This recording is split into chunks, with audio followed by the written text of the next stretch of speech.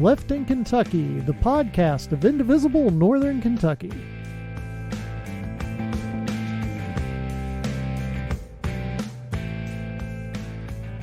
Welcome to episode 2 of Left in Kentucky. Welcome to 2020.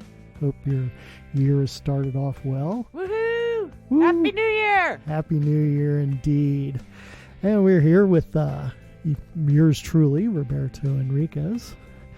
And as always, Ann Dickerson. Hey, everybody.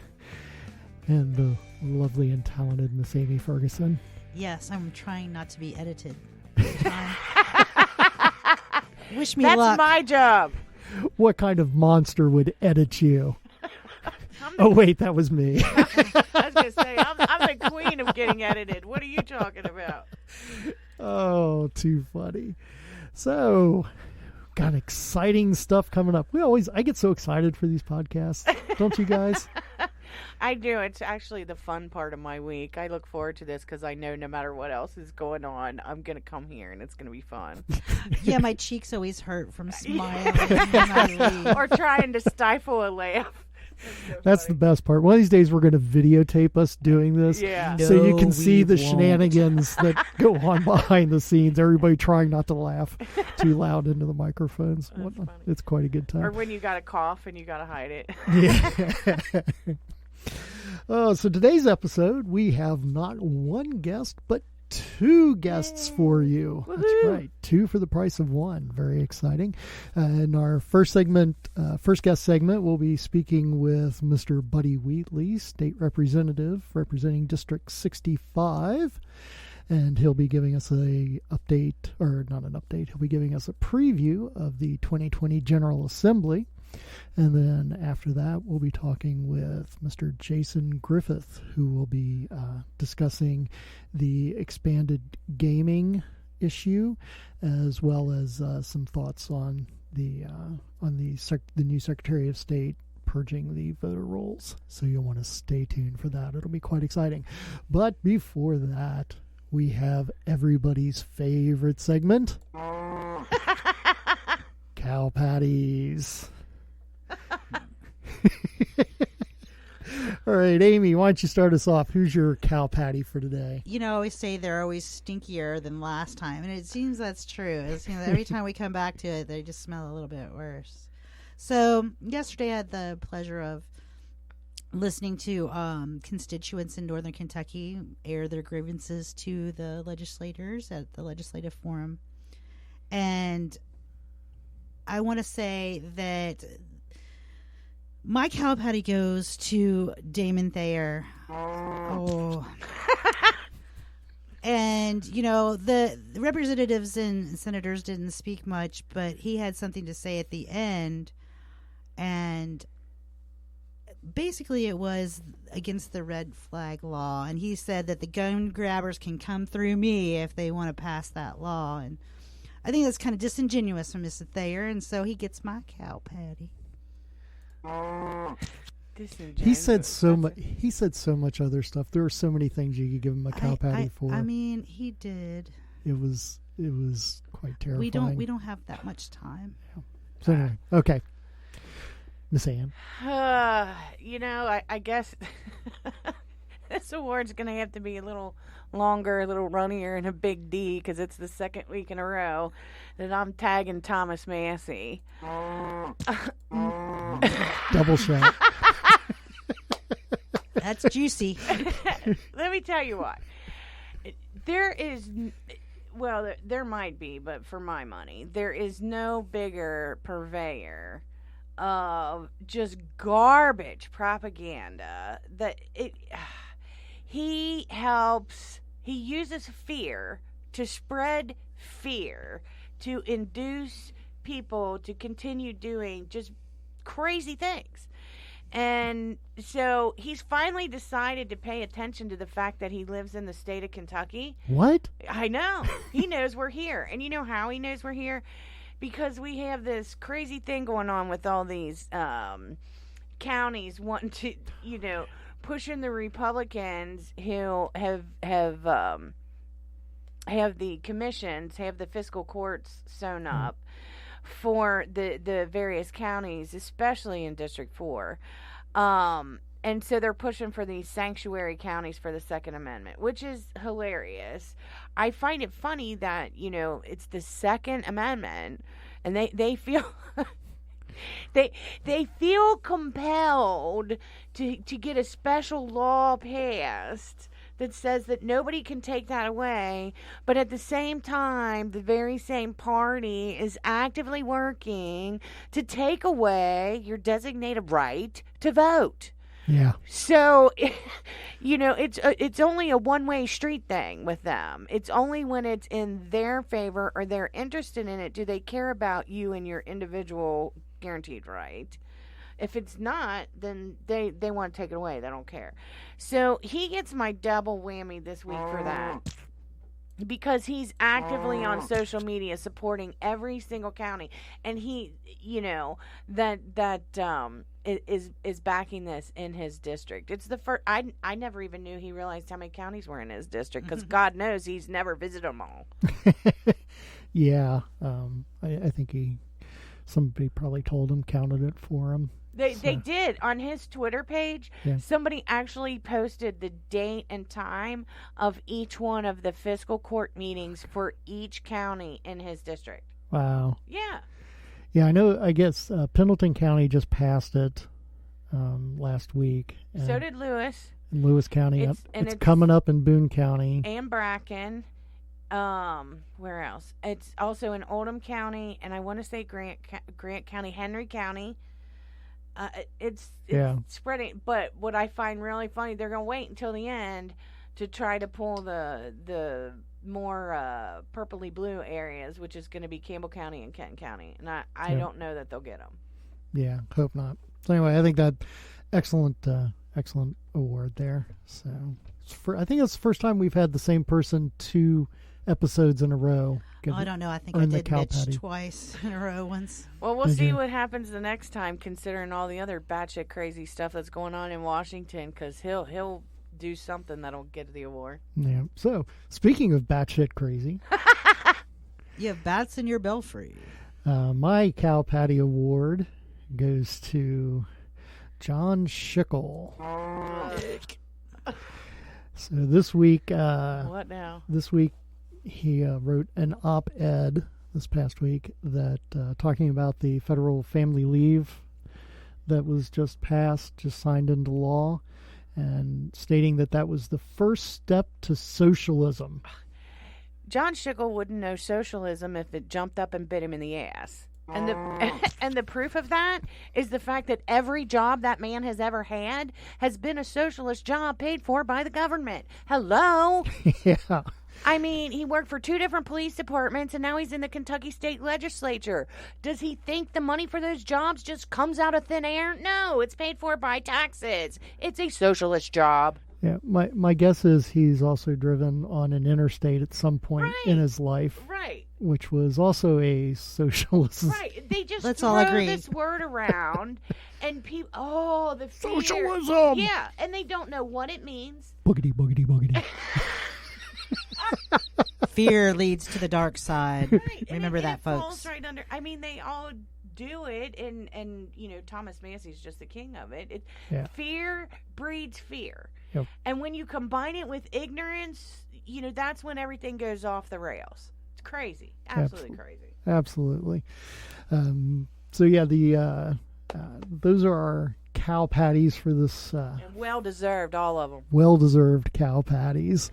And for our next segment here in Lefton, Kentucky, we are going to be talking with State Representative Buddy Wheatley, who represents the 65th District, which is Covington and surrounding areas, but not South Covington, right? That's correct. But he's joining us today, and he's going to be giving us an overview of what to look forward to in the upcoming General Assembly session, which gavels in Tuesday, which should be today because that's when we'll publish this podcast. So welcome, buddy. Well, thank you, Roberto. It's a pleasure to be here. It's always been a pleasure to know the people around Indivisible, District 4, and I look forward to it. Great. I'm going to talk a little bit about the district, the 65th district, which is all of Covington inside of 275, all of Ludlow, most of Park Hills, all of Kentonvale, all 60 people or so. And, Hey, I canvassed there. I know Right. exactly where every house is. I have two good friends who live in Kentonvale. Yes, we do. Yep. I have at least 60 now. who live in Mike and Kentonville. Mike. They're a really nice couple. Okay. Yes, and thank you for having me. I'm going to go ahead and just go right into these issues that are important. We're talking about the 2020 session that's coming up, and I can safely say that I have no idea because I've never been in a budget session before. This is my first term, my first budget session, but it is extremely important. We express our priorities, our values in our budget. And the state of Kentucky has had some very tight, tough budgets over the last 10 years, especially since the Great Recession. And while a lot of states are coming out of this, we're still dealing with some structural imbalances related to not having the revenue that we need. And we need lots of revenue for these important programs that are both in our statutes that we must provide to the citizens, and it's a moral obligation, in my view. So, anyway, with the budget coming up, we will be passing a 2-year budget. It's about a budget with about $12 billion in income in revenues, I should say, and structurally, it looks like we need closer to $14 or $15 billion to cover the things, and as we talk about the important issues to Kentucky, we have a lot of ongoing structural things that makes the budget increase, and one everybody will be familiar with is our pension system, because the recent special session, we again gave all the quasi organizations a pass on the amount of the ARC that they're supposed to pay. Now that just falls back to the whole state. So that's another $121 million that we previously weren't really counting on in the next budget as being part of a cost we have to cover. Okay, so to make sure I understand that, because of the pass you gave the quasi agencies in the special session in 2019, that money though still has to come from somewhere. Yes, the money does have to come from somewhere, and it has to come from the state. Okay. There are different options. Because of the special sessions, there are different options for the quasi-governmental agencies, whether they want to stay in the system or stay out. We actually have some very interesting pension legislation that's going to provide even another option that's coming. We believe it's going to be introduced by a bipartisan group of us who work during the off time here, the interim, and it's a pretty good bill. It provides more protections and a better option that we think the quasi organizations will have something to look at that will keep them from having to make some really tough decisions when it comes to getting out of the pension system. And from what I hear and what we're hearing from many of them is they don't want to get out. So we've got this system getting ready to start. It's called an actual liability system, where people are going to be paying what they individually as an organization owe, according to their pension obligations. Right now, it's just set up in a way that everybody pays whatever their ARC is, and we're sort of all put in the pot together, and then everybody gets a certain percentage of their, like we currently was at 85 or 83%.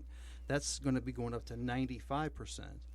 Anyway, that's getting into the pensions. I can go in great detail about that. There's a bill that's coming out that's going to be a bipartisan bill, and it has another option for our quasi-governmental organizations. But that was an example of some of the things that are happening that are part of these obligations, and that's not even to mention the school safety bill, which passed last session, which has more than $100 million.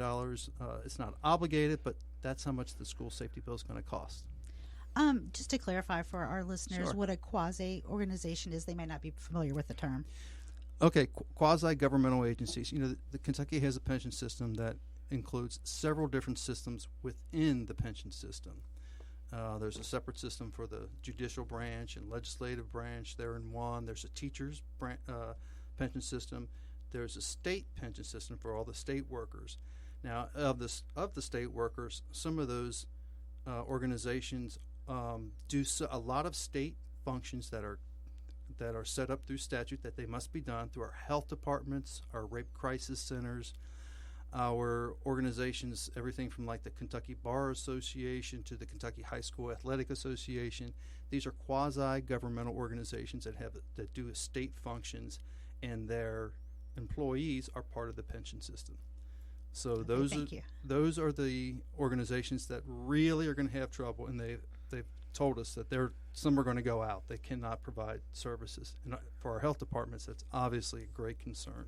It's a concern for all of those organizations, but particularly our health department. So getting back to the budget, I know that's what we're talking about. We do have these structural deficiencies. We need more revenue to pay for the important things like our health care, our Medicaid expansion. We are expanding, as we know. We're all happy. That's me clapping. Yeah. That the governor did do away with the waiver attempt.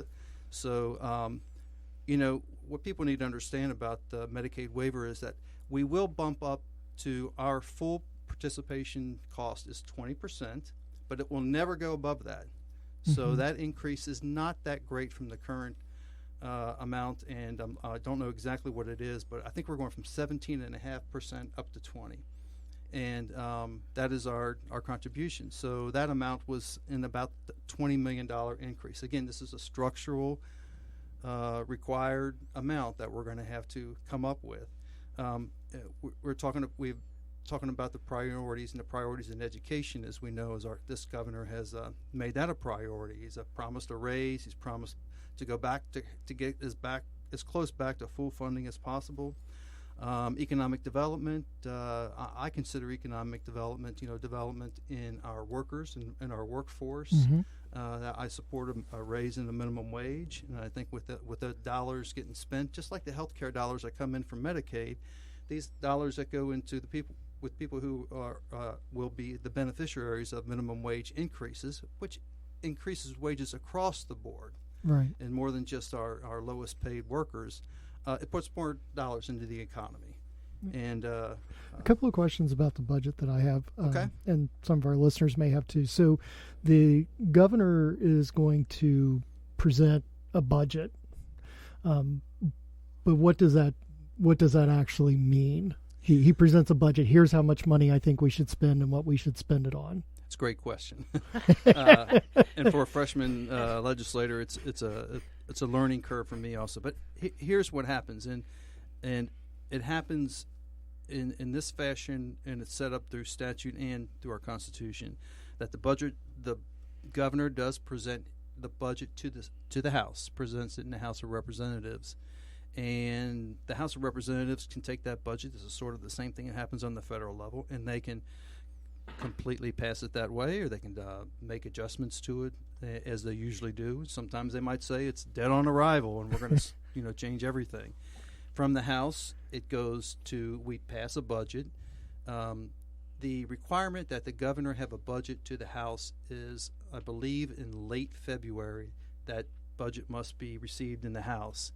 The House has however long it wants to take, to pass its budget, its version of the budget. It goes to the Senate. The Senate manipulates it. They massage it a little bit more. They manipulate and massage. And then from there, if their budget is different than what we passed in the House, it's just like a regular bill. We have a conference committee, and it gets decided on it. And hopefully during that conference committee, this hasn't always been done in the past, that they'll be consulting with the governor's office to say, okay, we're thinking about changing this. We all get together, bring all the stakeholders together and say, are we good with this? We good with this? And it's really, we are at a disadvantage here. And I say we as, I'm a member of the Democratic Party, and there's a super majority in the House and the Senate. So, we get our say. We'll be there to have our say. But in the end, we're going to be dealing with a budget where we're going to have a Democratic governor who's going to present it. It's going to get moved around a little bit, and then it has to come back to the governor. And he has line item veto in our budget system. So line item, he could, the budget line items, there might be thousands of them. He can make changes to any line item he wants.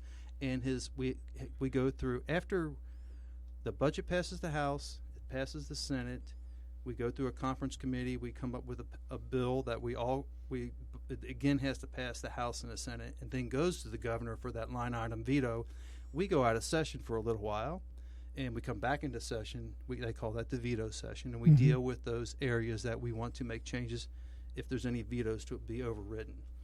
And in the state of Kentucky, which is has one of the, I guess you could call it the most liberal veto powers, or not liberal veto powers for the governor, it just takes a simple majority to override one of his vetoes.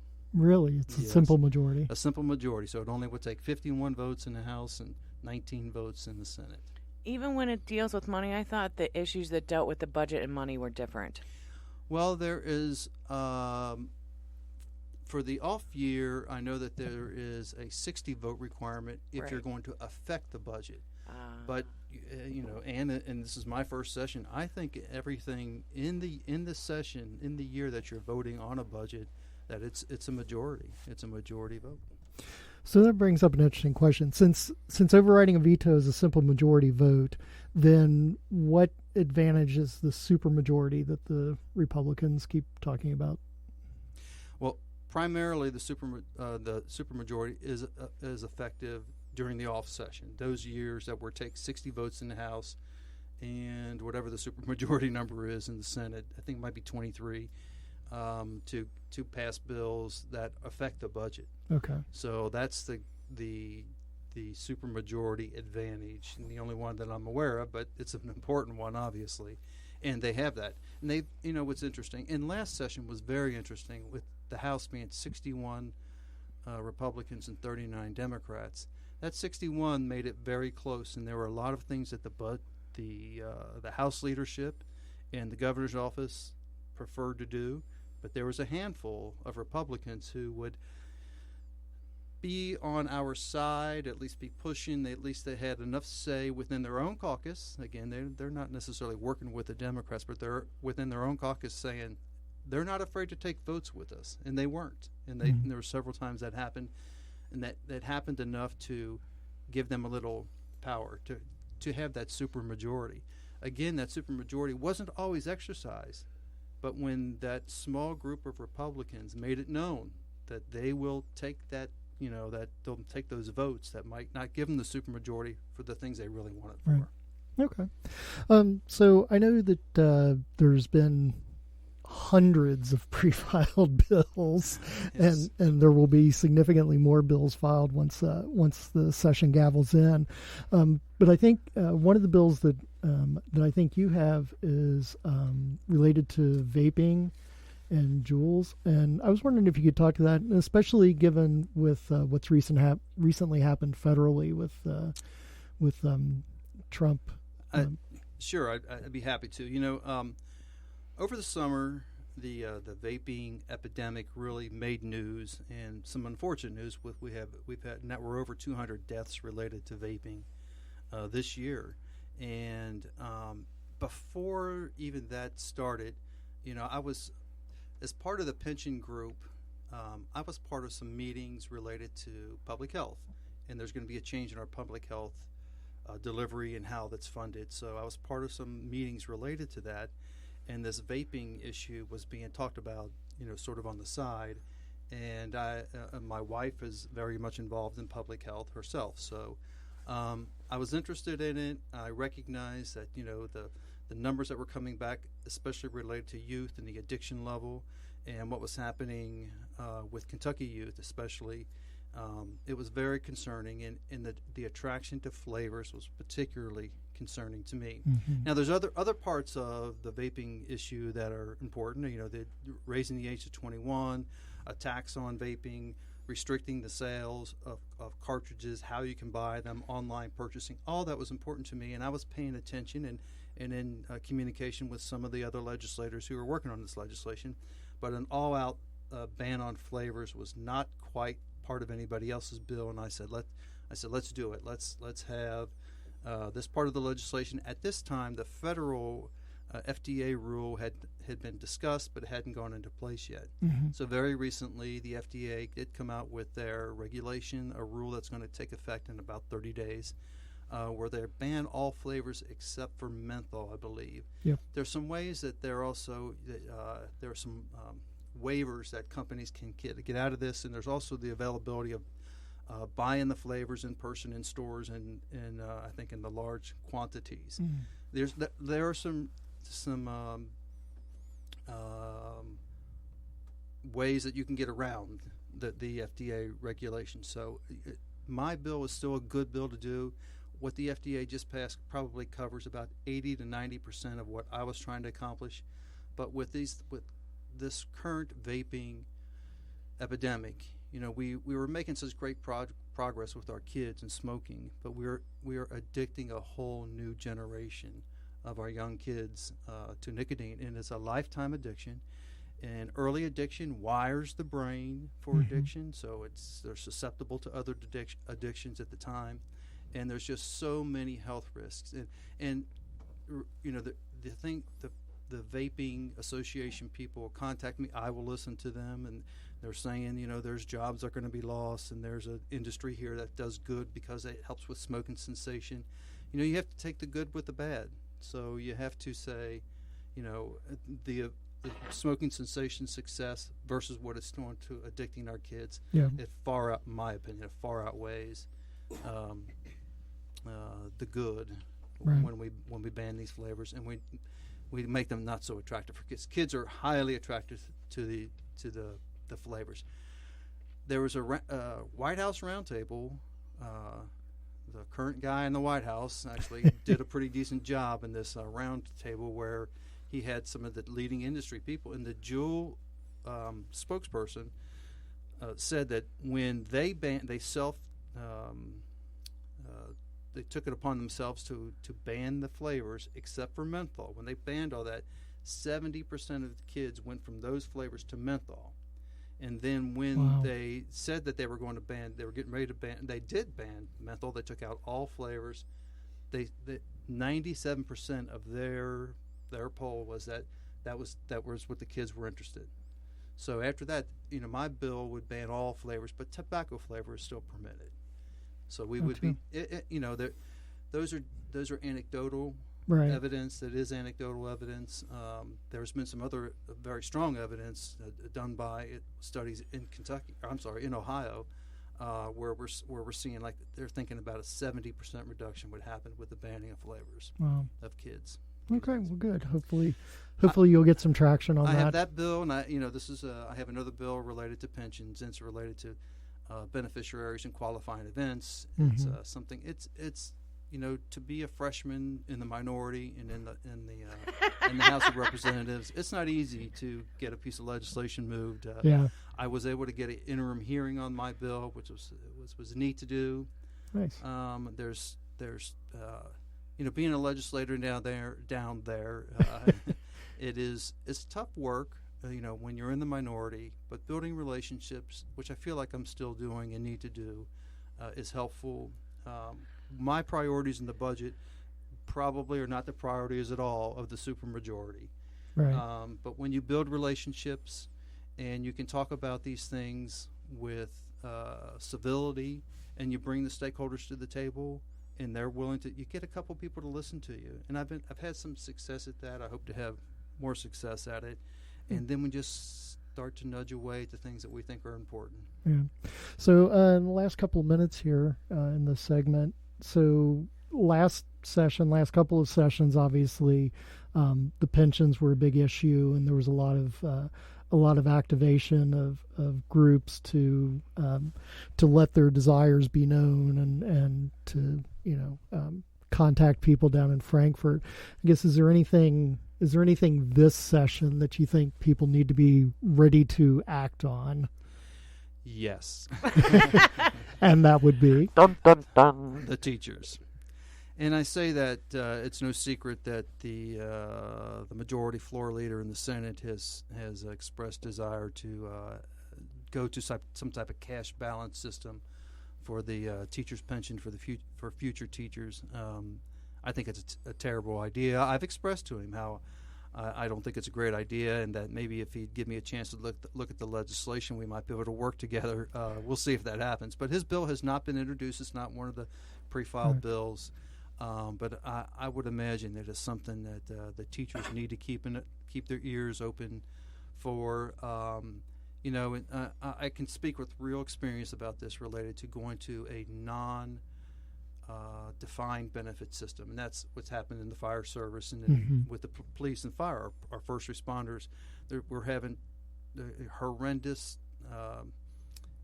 We're just, it's terrible how we cannot recruit and retain the best and the bravest for police and fire right now. We're having trouble filling positions all over the state. The state police are having trouble filling positions. There's different theories as to why. I think it's because we went away from a defined benefit pension, and we need to reinstate it. And I look forward to and I'll state it publicly here. You'll probably see legislation on that sometime in the future. We may not be quite ready for it yet. So if they go the same route with teachers, we're going to have the same thing. We're going to have a system where you're going to get hired one day and you have no idea what your pension's going to be when you retire. You just don't know what that cash balance is going to be when you retire.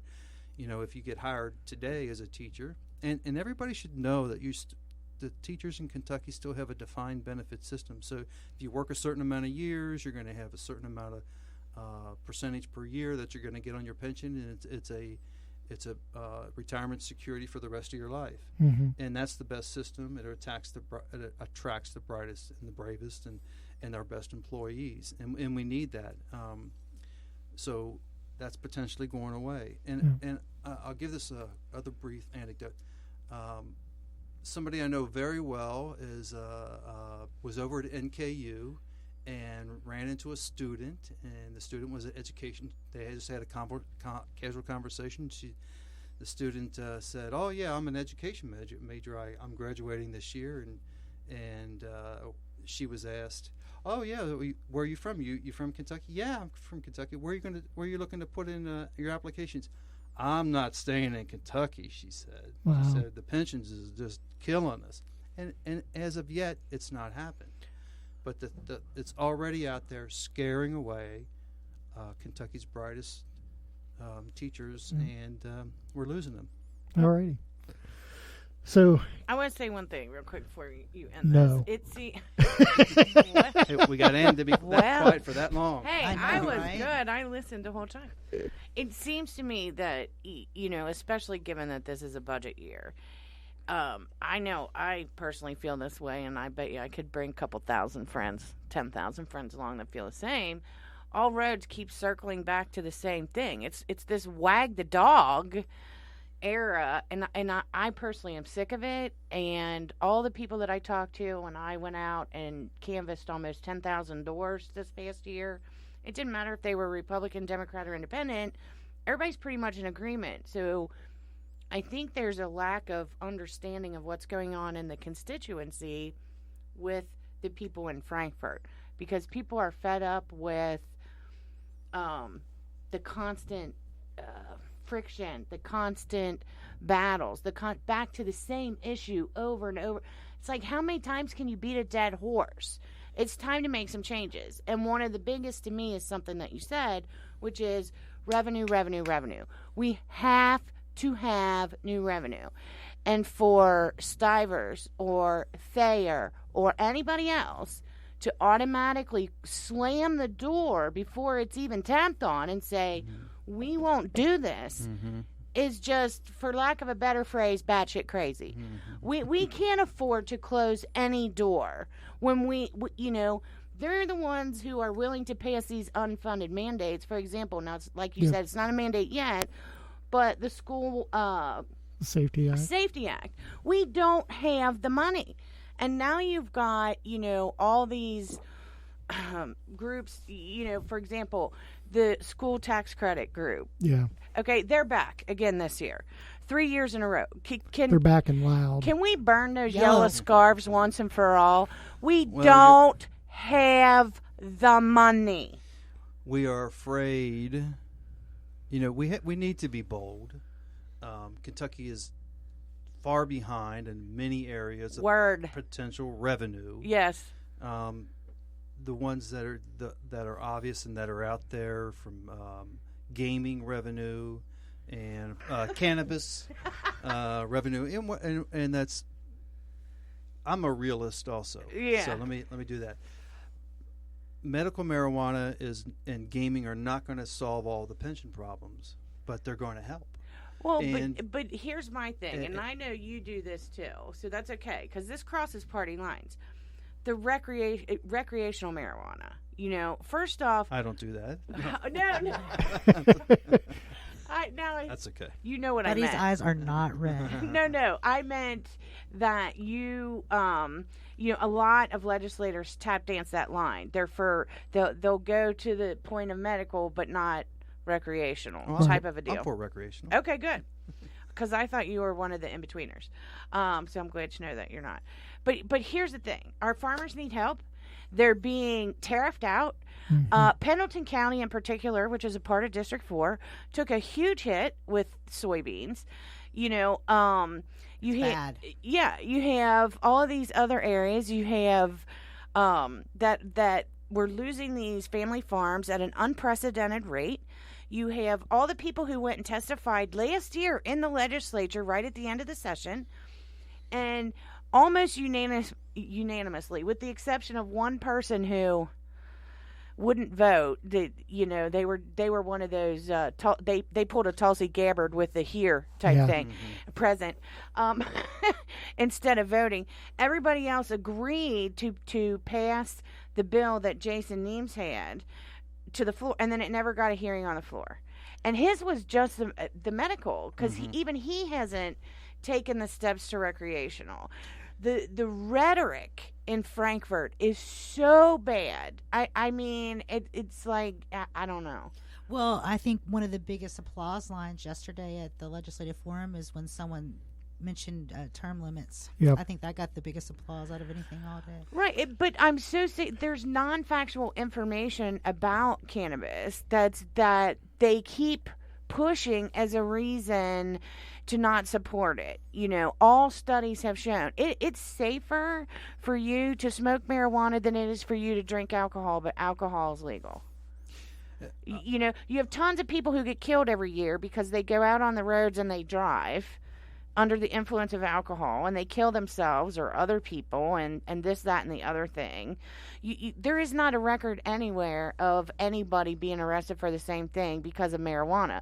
That's because they're so paranoid, they're sitting at home on their couch, they ain't driving in their car. But you see what I'm saying? We cannot afford, whether it's the sports betting, casino gambling, marijuana of either type, we cannot afford as a state to close the door on any issue. Closing doors is never anything that I support. And you're bringing up a good point. Recreational marijuana, medical marijuana, cannabis, they all have potential revenue that they could bring in. Okay, and that we're just speaking on the revenue side. This is a budget discussion. And there's all the good reasons or all the reasons to support medical marijuana. And then there's the positive reasons related to recreational marijuana, and there seems to be enough studies out there. Some of it's anecdotal, is we don't have FDA approval of any of these things. And going back to vaping, there's been no FDA approval of any of the vaping products either. We have things in society that do well, and do well without necessarily all of the approvals and all the studies. We have so much anecdotal evidence about marijuana, and a lot of it is more than that. It's research from other countries, and that the bar has been moved on medical marijuana. We are not going to be able to tax it, and we don't tax pharmaceutical products. Somebody was correct when they made that statement yesterday. But the industry itself will provide the economic activity will provide income based on the workers who work, the dispensaries, everything that happens around, as we know from other states, what happens around the making medical marijuana legal. When you go to recreational, then you can really get into the big money. Money. And I mean that in the way that is something that just like alcohol. and other forms of entertainment. Right. But it's not. That's the problem. It's not just like alcohol. It's not, at all. And the benefits. It helps, people are still using this ridiculous phrase, it's a gateway drug. It's the exact opposite of a gateway drug. Every study has shown that it helps break the cycle of opioid abuse. It doesn't lead to it. It does the exact opposite. It helps, our farmers. It helps bring in revenue. It helps our PTSD patients, our cancer patients, our chronic pain patients. There's like, what's the downside is what I want to say. What is the downside? Well, you can ask the people who are against it what the downside is. I don't know. I may wrap myself like in a plant and just be down there every day. This should be our number one. Revenue has to be our number one issue this year. Yeah. It just has to be. And interesting on the revenue, because something there was a legislative, for people who don't know, there was a legislative forum here in Northern Kentucky this past Saturday. And it had a number of representatives and state representatives, state senators from Frankfort. And one of the things that was, I guess, the narrative that was trying to be pushed was that there's no need for additional revenue. The revenue we have is the revenue we're going to have. And if you're going to fund something, you got to take the money away from someplace else, because we're not going to raise any additional revenues. Right, which is crazy. They're forcing the state into a system of austerity, which has been proven to be, it's crushing to our economy, despite the crap that they tell us. Yep. It's a total lie. Yep. Our people are suffering, and here in District 4 in particular, because that's where we all pay attention to, childhood poverty is growing. Childhood homelessness is growing, and people are so wrapped up in their bubbles that they're not paying Northern Kentucky is fine, because people basically view us as a suburb of Cincinnati instead of a part of Kentucky. Yeah. And they're part not, of the Golden Triangle. Yeah. So, this crap about we don't need revenue is just that. It's crap. We desperately need revenue in order to do the things that need to be done. Something else that changed in 2018 was the change in our tax code, which was going to a flat tax of 5%. And this is something I really do support. And we're not going to change this budget session. It's worth talking about it because it would have a significant impact if we went back to a graduated income and tax rate. And just going from 5 to 7%. Previously, we were 5 to 6.5%. But we stopped at like $150,000, so income over $150,000 would be taxed at 7%. I don't have the numbers right in front of me. I just know that currently in the current system, if you're making over $150,000, you're paying the equivalent of about 6%. And if you're making if you're in the bottom 60% of the income earners in Kentucky, you're paying somewhere around 10% in your Kentucky taxes. It's structurally set up the wrong way, and that's the net outcome of the changes that were made in the 2018 tax codes, where we went to more of a consumption-based tax code. So it is a regressive tax. It hurts our working families a lot more than does a graduated income tax. And let's just be fair. I went to Frankfort to try to be fair about everything, every issue, listen to everybody, be fair, and we're not fair in our tax code. No. And that's and it hurt us. It cost us revenue. What they did cost us revenue. It still does. All right. Well, obviously, lots going on this session. Lots to talk about. I know we could go on here for hours and hours, but we won't. We want to thank Buddy for joining us today and giving us the preview. Yes, please come back anytime. I will. Let's do it again. You'll have to do it after session. Absolutely. We'll bring you back during that veto break to find out where things are. Yes, the veto break. Yeah, we call it the veto session is one of the most interesting as it was. I can tell you last year there were 730 something bills were introduced. And before the last 2 days after the veto session, we had passed about 110. Remember us talking about that. We talked about that. Passed 70 something bills, and most of those bills were a combination of the 600 bills that weren't passed. Jeez. So you really do. it all comes at the end, Yeah. unfortunately. Yeah, it's a shell game. All right. Well, thank you very much. And Thank you. You guys out there listening, make sure you pay attention to what's going on at the legislative session. Let's see you down there. Yeah, go down to Frankfurt, visit them. You can look up the Legislative Research Commission online to keep up with what's going on with bills. And if there's a bill you're specifically interested in, you can actually track that bill. And I also highly recommend the KET legislative coverage. KET does an excellent job. Every day that the legislature is in session, they have a summary that evening of what's happened that day. So highly recommend that. Thank you very much, Buddy. Appreciate it. All right. Thank you all Thank for you, having buddy. me. Thanks. Up now, we've got joining us here for our podcast, the lovely and talented Mr. Jason Griffith. Thank you, sir. Thank you for having me. I'm glad to be here. I'm honored. Yeah, we're glad you made the trek up here to be here in person in our studios from all the way down in, what county do you live? Letcher County. Letcher County. About a 3.5 hour drive. So fortunately, we ordered up some nice weather for you today. That was So, nice. so Jason, you're here to talk to us about some of the stuff coming up, particularly when it relates to expanded gaming, which I understand you've been involved with lately. Right. Well, I'm part owner and do a lot of GR work for Raven Rock Resort, which is a speculative business right now. But basically, it's part of a border initiative. If you know where Jenkins, Kentucky is, it is literally on the border of Virginia, about 70 minutes north of Bristol, Tennessee.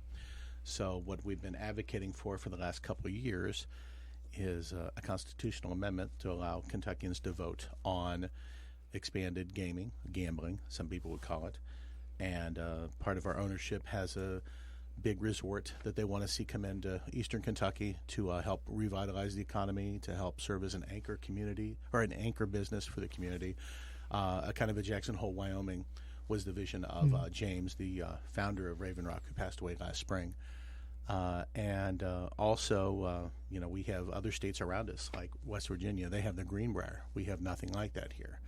And so that was, if you've been to it, it's one of the most stunning views because you can literally stand right on the Virginia-Kentucky border where we want to put this, and you see, because it's so high up, you see the sunset set over the thing, over every mountain. And so the city of Jenkins is completely behind it. The community's behind it. And it's part of a 3-phase project, really. The first being the resort casino, the second part being an eco park with dual zip lines and trail rides and horse trails and all sorts of climbing and rappelling and that sort of thing. And then the third part, of course, being some merchant kind of strip mall sort of thing, if you will. Kind of like a Tangier or Tanger outlet sort of thing. Oh, nice. So that's what ownership is looking at right now. Nice, very nice. Okay, so you said you're working on a constitutional amendment. Now, I know that there's also a bill that's been pre-filed about gaming. I guess, do we need a constitutional amendment, or can we just pass a law, or what's... Okay, well, the governor, we've spoken to the governor before when he was the Attorney General, and he had expressed to us an ownership that it wasn't necessary to have a constitutional amendment. It could be done by statute, but with every bit of respect due to the governor, states that pass gambling through statute and not through an amendment tend to get logjam in court because there's a group called the Family Foundation that goes, oh, well, that's against our values. We're going to hold this up in court. And so the people that have a lot of money invested into this venture go, nope, we're pulling out because we don't want to wait 8, 10, 12 years for a court to make a decision on this. And so, in other states that have passed that as a constitutional amendment, there's nowhere there for them to go. The other thing about the constitutional amendment is it can't be repealed and it can't be changed. So, it can't be easily changed. Let me put it that way. And so that's one of the major reasons for it. And the type of money that this could generate by people bringing in out-of-state money is tremendous. And to put that footprint on it, to solidify it as something that could that could be here for real, that's what we're looking for. Okay. That was my first thought, was tourism. I mean, one of the things that a lot of legislators have been hinting at is ways to improve tourism in Kentucky.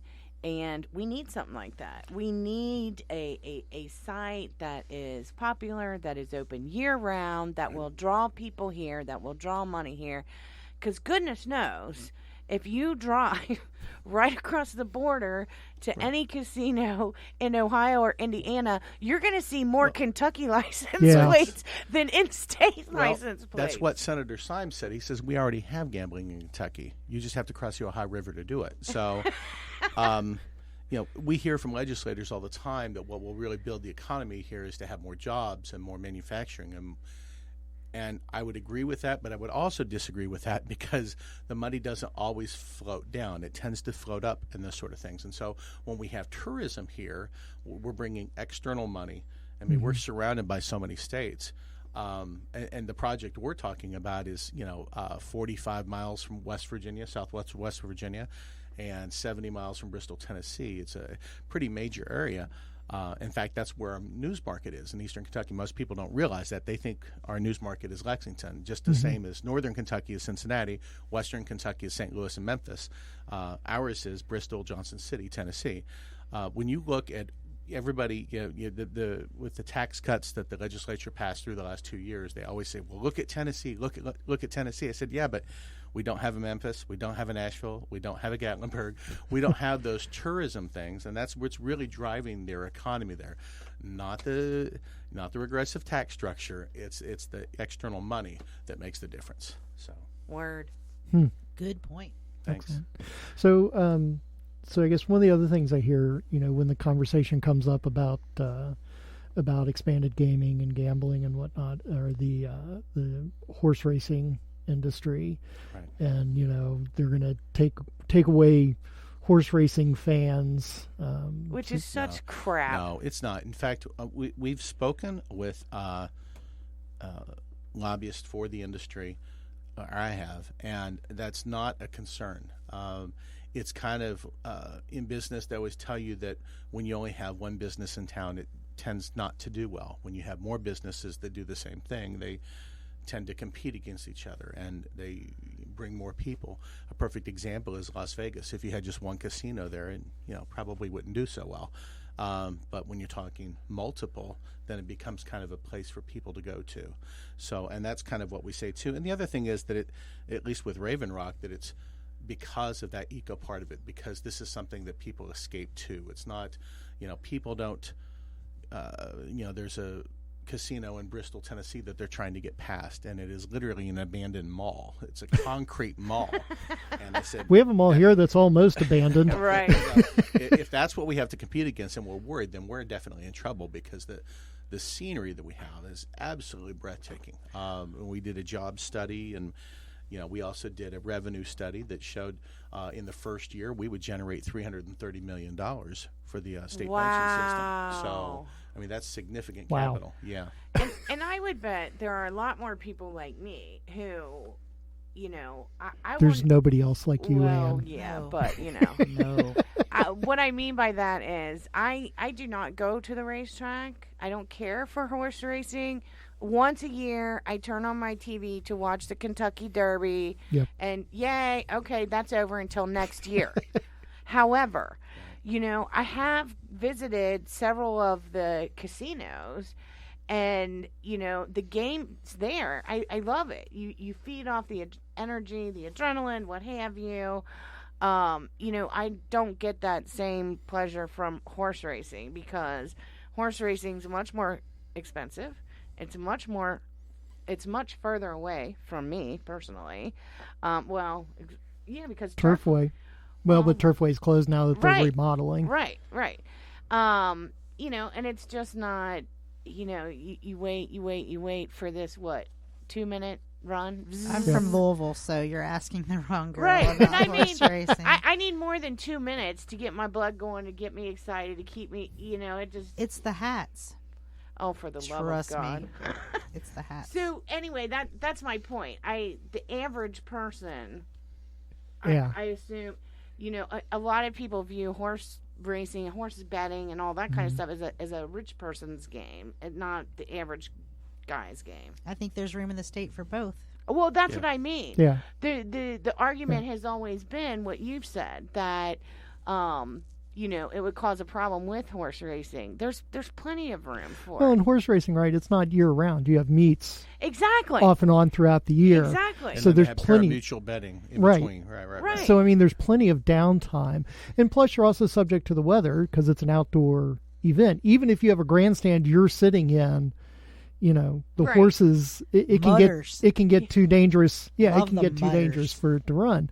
But yeah, I think the... And again, it comes to we cannot afford to close any door Yeah. when it comes to generating any kind of revenue for the state and Eastern Kentucky in particular. Well, this is our argument. Our argument is this: we often get told that we can spend it here, we can spend it here. Why can't we spend it on something that we already have? The lottery.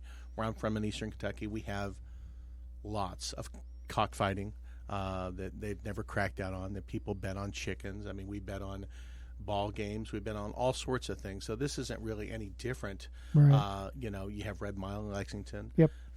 And so the real big difference is, they don't have poker, they don't have roulette, they have the machines and that sort of thing.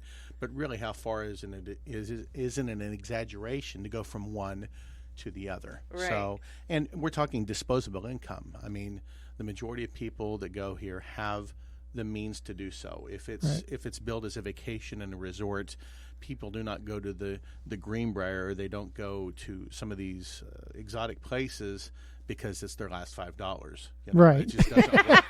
So, Right. If you only don't- have $5, don't go to the you Greenbrier. don't go to Disney World with $5. Right. So, That's funny. Excellent. So good. Good information there. there are some. There is a bill pre-filed. I don't know if you want to discuss that or not. Sure. Al Gentry's pre-filed a constitutional Yep. amendment bill. Actually, that was brought to my attention by you, Roberto, a few weeks ago. Cluster Howard has come out on record as being in favor of it. Funny enough, Damon Thayer actually filed a bill in 2010. Really? And it had quite a bit of support. It couldn't get out of committee. Even Senator Smith had added some provisions to it and that sort of thing. So I think when you talk, this is a budget year, the governor's office said that there's a $1.1 billion with a B shortfall for their budget next year.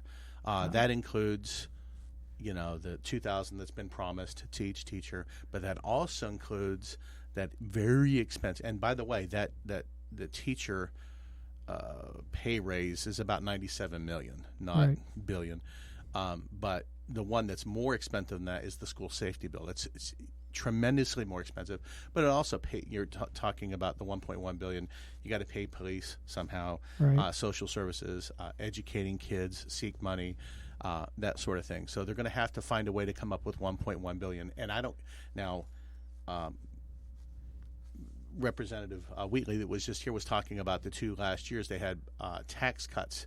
Those hurt tremendously. Yeah, the bank tax was yeah. one that we didn't talk about when he was here. That hurt too. Yep. Those definitely added gas to the fire, and so you got to find a way to come up with that. And I don't care. Short of getting rid of all of Frankfurt, I'm not sure how you come up with $1.1 billion in a year. It's a crazy figure. Here's my thing. And those are Bevan's numbers. That's not right. That's not even Wasn't partisan. it just a couple months ago when Matt Bevan was talking about how we had a budget surplus? Yeah. And then Then on the way out the door with Yeah, it's 661 surprise. pardons, and by the way, you got a $1.2 billion shortfall. Good luck with it. So I don't think he'd recognize. Never mind. Right. Anyway, so the other thing that I wanted to talk about was, so in case people don't know, last year you were in the primary for Secretary of State. that's correct. For the Democratic nomination here. Unfortunately, did not get the nomination. Or fortunately, depending on who you might ask. Your wife probably thinks fortunately. My cars and my pet and my wife and kids say fortunately. Yeah. So. But one of the things that's coming up with our new Secretary of State that is taking office wants to purge the voter rolls. And I was wondering if you could kind of talk us through that a little bit. Yeah. Well, this is not a surprise to me. I mean, this is something that I campaigned on over a year ago when Northern Indivisible had me. Thank you, District 4, for having You're me welcome. at Amy's house in December of 2018. unfortunately, he has the mandate to do it. And that was upheld in the Supreme Court 3 years ago when John Husted was the Secretary of State of Ohio. And the High Court essentially said that they can do this, as long as the Board of Elections is unanimous with the Secretary of State or whatever their governing body is. And since the previous Board of Elections seems to be already in favor of that, in fact, that was I was there on Election Day when they had their November meeting, and although we couldn't stay for the whole meeting, there was certain parts that were excluded from the public. The Democrat Party had actually filed a lawsuit against the Secretary of State because they had already began a list of 140-some thousand people who had not voted in the last two federal elections. And so when the former Secretary of State, Allison Lonergan Grimes, came in, she said, no, there's no statute that allows us to do this. You just can't go and do this on your own. You did this against me, basically, in the office. And so, to make a long story short, the new Secretary of State has been campaigning over a year and a half that he wants to do that. In fact, and this was what I told people a year and a half ago, that he was the attorney for the Republican Governors Association.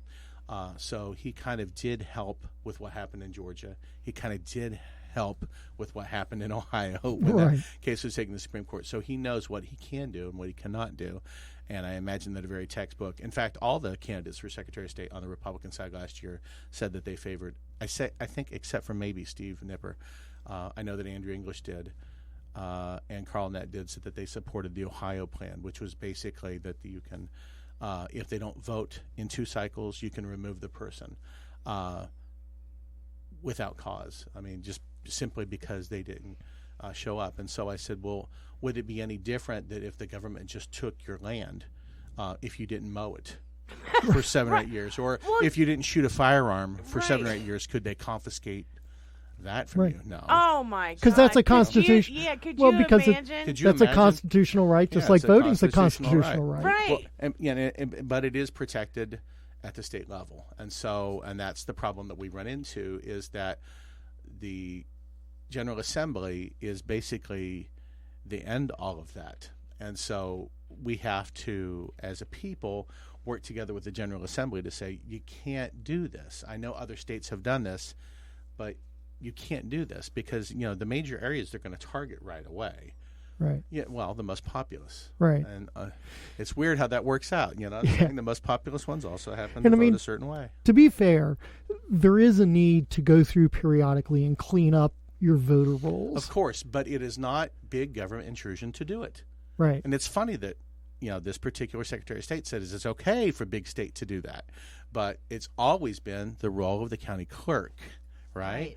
And the county clerk regularly scans the obituaries, and they do those things, and they look through, and they have a staff that does that on a regular basis. They do it weekly. They see who's passed away, who's been incarcerated. Of course, the problem being is if someone moves. That's a much more larger part of the problem. Right. But the thing is, and this is something we talked about before, if we simply move to an automatic voter registration, when somebody moved to renew their driver's license, Correct. their voting precincts moved with them. So it's not even a concern. And Should we talk about the motivation and why they want to do this? It's really not to clean up the voter rolls. No. Because No, that's it's the not. right thing to do. Cleaning up voter rolls is code word for suppression. It just is. And limiting vote. Mitch McConnell said several years ago, low voter turnout means the voters are happy. And that's not true. I think it's more voter apathy, and they feel that whatever they do, it just really doesn't matter in the grand scheme of things. Right. So, because when I'm happy about a candidate, I'm sure. I'm like, I know my friend is on the ballot. I'm going to go cast my vote. It may only be one vote, but it might be the vote that makes a difference. So, that's what we're up against. Yeah. So, there are people in the state that really want to help, amass some people together to really advocate for people who are marginalized, who might be on the cracks, who have a difficult time, or slip between the cracks, I should say, that won't know when elections are. We had a tough time. 2019, I know that there was a bill that was filed last year that they wanted to make the gubernatorial elections happen every, in even years as opposed to odd. And I know a lot of people say, rah, rah, rah, rah, rah, rah, you know, because Democrats weren't in control of the governorship, so they didn't want to think of Matt Bevin being in there perhaps even 12 more months than normal. And so, and I was one of those few people that was actually in favor of it because I thought it was a smart move. Yeah. I even said so publicly. It actually saves us money, too, because Saves you're not us so printing. much money. Yeah, it saves a ton of money, but it also gets more people to the ballot, too, Yeah. which is more important. And it also gives the county clerk's office a bit to breathe. You know, Yeah. the next time they actually get to breathe is 2021. Right. So, and it's crazy for them. And they get, what, 2 years off every 10 years or something? Is Yeah. that correct? Yeah. So it's tough all the way around. Yeah, I agree. I think it makes total sense to sync up the governor's the state constitutional offices. Well, and back to what you said too. Even if we did it on county years, you know what I'm saying? It doesn't have to be presidential years. It can be Right. in between. On which the off years. Actually, I would favor a little better. Yeah, I because- think because then you could still focus more on your state. Right, because you know voters get the 7-year itch when Right. somebody's been in office 7 years and they'll go the other way. So I mean, and I would say that for either Republicans or Democrats. I mean, it gives the voters a chance to look the other way every 4 years, as opposed to constantly being in line every 4 years. Yeah. So I think it all goes back to rights too. I so appreciate the analogy that you used. You know, for these stockpilers of weapons who have how many cabinets in their home filled with guns that you know you can only shoot so many guns so often. But if you've got a cabinet full of guns and you don't shoot any of them for 8 years, what is that? To the equivalent of Yeah. 2 election cycles? Do we get to take them all away then? Boy, you would never see so much, you know, fire and brimstone and all hell break loose. Yep. No one's rights should be taken away simply because they don't exercise them. right. It's a choice. It's a choice, and the thing is, and this is crazy. I mean, you're talking about someone's opinion. Mhm. You know, I mean, it's their mind, it's their thought, who they should think they should be elected to office, and to say that we're just going to take that away. There should be, and this is the reason that I favor same-day registration. I mean, there needs to be a checks and balances. Here is something I simply can't understand.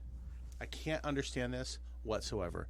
When is the last day that you can file to run or file to vote as a Democrat or Republican? What's the date? December Oh, December 31st. December 31st. Okay, so you know what I'm going to ask. When you register to vote for the very first time, when's the deadline for that? There isn't one. It's like a month before. Okay, so if you're a first-term It's like a person, month now I see before. what you're okay, saying. it's 30 days before. Yeah, yeah. So if you're 18, Yes. it's okay. You get 30 days before. You know what I'm saying? Right. And you're already in the system. But if you're already in the system, no, you've got to be 6 months before that election. So, I mean, those are discrepancies in the law that we can fix. If they can do it for somebody who's never voted before, who's never been registered, why can we not do that for other people as well, too? I think there's Fair a point. bill, as I was going through, I'm pretty sure there's a bill that ties it to driver's license. So even when you're 16, you're registered. You are right. But it And- wasn't always that way. Right. I mean, before it was tied to that, it was still that you could, up to a month beforehand, still register. So Right. it makes it more difficult on the job of the county clerk. How about we do this? How about we move the governor's race to county years, and then that gives them a breather, and then we allow same-day registration. Yes. That'd be great, wouldn't it? I would That love would be- that. And we have, and while we're at it, we also add extended voting so that you can Sure. vote up How to a about week. vote by mail. Anything that makes it easier to vote. Right. Yeah, and even vote by mail. I mean, absentee voting, right? Here you can absentee vote, but you have to be out of town, so you have to swear. You have to swear, you know. They actually give you an oath. You have to swear that you're going to be out of town Right. to absentee vote. There are ways that they can do that and make it authentic. And you could go to a paper ballot. It's possible, but as long as you have clean voter rolls before you institute that. I mean, that's what they ran into in North Carolina, because they had paper ballot, but voter rolls were not correct Right. before then. So you had tens of thousands, probably hundreds of thousands, and I don't mean to exaggerate that, but that was the truth. And I think one of those just got decided. I think from 2018 just got decided because so many ballots were sent out to wrong locations. You had to double verify that the person lived there and that the ballot that they received was actually cast in the correct district, and that's a hot mess. So that's the only problem with paper ballots is you have to have that really squeaky clean first, and I don't know that you can get 100%. Yeah, I mean even if like here in Boone County, right here in Kentucky, if I'm going to mail-in ballot, I didn't mean right, to say paper mail-in ballot. Yeah, because I was going to say if I absentee ballot, I still have to go to the courthouse, Right. to ballot to vote, and somewhere I have to go and learn how to speak before that. I still have to go to the courthouse to actually physically vote there. Right. Even though it's an absentee ballot. So, I mean, you could still do that. And if you give people a week and say, okay, it doesn't matter whether you're in town or out of town, you can still vote for the week before the election. Right. And now you're still checking to make sure that person's actually who they say they are. Well, and the other thing is, and we'll just open it up for this, weekend voting. Voting should occur on more than just one single day. Right. Because to allow for the myriad of different reasons that people are at work and can't make it on a weekday during those hours between childcare and different shifts that people work and everything else. We need more options. Well, we do have some options. You can early vote. There are exceptions to that. You want to make it for everybody, right? Yeah. Right. All right. It's possible. I think it costs more. I think that's probably the major reason why that hasn't been, because there is a cost involved. How does I've talked to probably 35 clerks in the last year, and they all complain their budget is too short. They don't have enough people to work rural polls. I guess maybe it would be better if something like that was to be implemented. It could be done in rural places, like one area, like the local courthouse, and in more metropolitan areas, maybe 2 or 3 places where folks could do that. I think that would be an offset, but you couldn't. My goodness, you couldn't have every polling station open for 3 days before the election. That'd be crazy. Well, and especially because some polling stations are like in schools and stuff like that. Well, that's true too. But now there is one place where they tried doing early voting, but because it wasn't at everybody's regular polling place, somebody actually filed a lawsuit and got them to overturn the early voting because the judge said, no, if you're going to have early voting, it has to be in their regular polling place, and they have to be open all the hours. Interesting. Yeah, I wish I could remember which state that was. I can't remember off the top of my head, but I just heard that this week on NPR did a report on it. Well, the courts tend to have the final say on that because they are state level. Right. And it's a state decision. So, yeah. All right. Well, interesting stuff. Good talk. Encourage your friends to vote. Yes. Register to vote. This is probably, I said this last year, 2019 was the most important election in your lifetime, but I can't see it stressing enough this year. 2020. And now we're in 2020. Isn't it crazy? Yeah. Isn't it crazy? This is an important election in both primary and general, both. Drag friends, buy them lunch, whatever you got to do, get them to the polls. Yep. So. I agree. All right. And if we could advocate for anybody listening that lives in the Commonwealth, if you could contact your legislature and say, hey, look, we really want expanded gaming. We need additional revenue. We don't want to see a tax increase.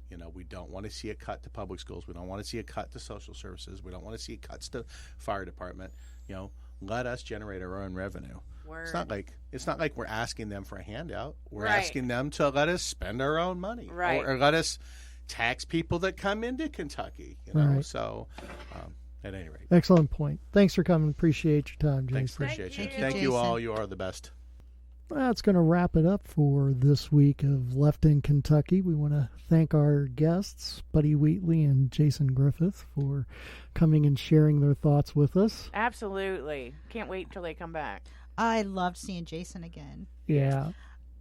Yeah, they're great. They're great guys. So Jason needs to run again in 4 years. I'm going to count him every day from now until it's time to run again because he was just the superior, the excellent candidate. definitely, I agree. And speaking of running, the deadline is this Friday, January 10th. If you want to run for office in Kentucky, and there are still plenty open. Yes, definitely. Too many.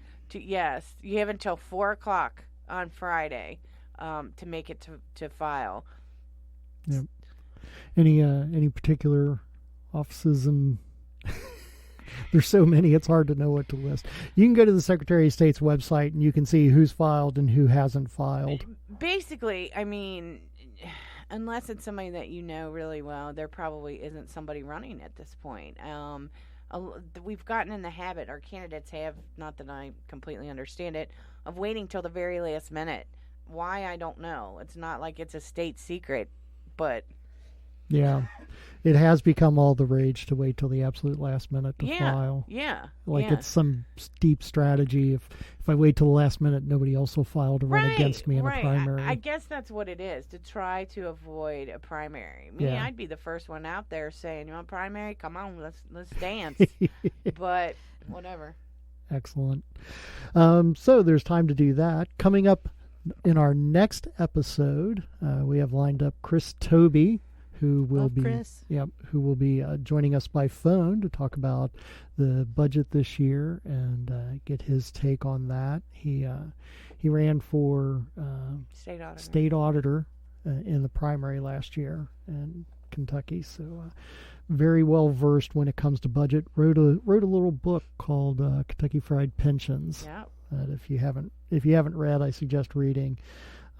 It really lays out the pension crisis issue in Kentucky very clearly. So he's going to be our guest next time talking about that. And of course we'll be a couple of weeks into the General Assembly, so we'll bring you some of the fun going on with that.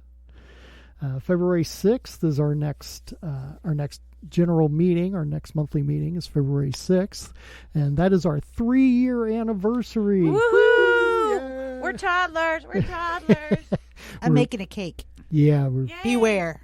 Awesome. We're officially toddlers, so come join us for that if you can. We would love to see you at our monthly meeting. We'll be at Acapulco Restaurant on Turfway Road, not the one on Mall Road, the one on Turfway Road at 6:30. So that's February 6th. Come join us for that. Then super exciting news coming up on March 5th. Dun, dun, dun. We will be having a Senate candidate forum. Yes. At Southgate House Revival. We will be having a number of the senatorial candidates running in the primary for the chance to face off against the turtle himself. Moscow Mitch. Yet. So anyway, we'll be we're still confirming with everybody, with the candidates, and we should by our next episode be able to share with you the candidates that will be there. I have been telling people to save the date. Yeah. So definitely you want to save the date, March 5th. If you follow us on Facebook, it is on our Facebook page. Because there's limited seating at Southgate House Revival, we are asking you to sign up for tickets through Eventbrite. The link to that is on the Facebook page. We'll also be sending out an email that has that Eventbrite link. The tickets are free. We're not charging for the tickets. But again, with limited seating, we want to make sure that we know how many people are coming and that we have enough seats for everybody since it is there. And the bar will be open at Southgate House Revival as well. So you can get some politics and have a drink or two. I'll drive you home. Yeah. Do not buy Amy a drink. Don't. I don't want to. Unless you want to end up cleaning much more of your car than you thought was necessary. Well, I mean, I'll take an iced tea, guys. Not Long Island. You and I will stay joined at the hip, and anybody that wants to pass a drink that way, I'll just assume it's mine and take it. Excellent. Then you can just dump me at my front door. I'll probably dump you on my couch. So that again is Thursday, March 5th, starting at 6:30. Doors will probably open around, I don't know, 5:30 or 6, something like that. We're still working out those details, so stay tuned for that. But anyway, that will do it for this week of Left in Kentucky. Hope you've enjoyed yourselves. Happy New Year. Happy New Year. See you in 2 weeks.